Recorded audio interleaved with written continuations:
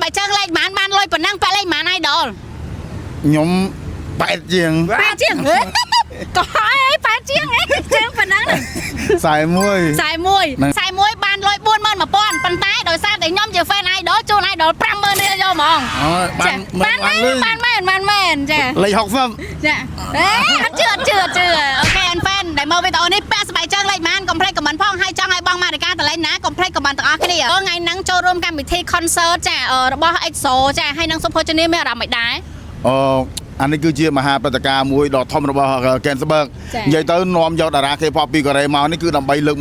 មុខមាត់ប្រទេសជាតិក៏ដូចជាដើម្បីឲ្យពិភពលោកស្គាល់កម្ពុជាកាន់តែច្រើនបាទបងប្អូន Gensburg ចំណាយលុយមិនមែនតិចទេហើយចំណាយលុយនេះគឺគោលបំណងដ៏ធំនោះគឺចង់នេះ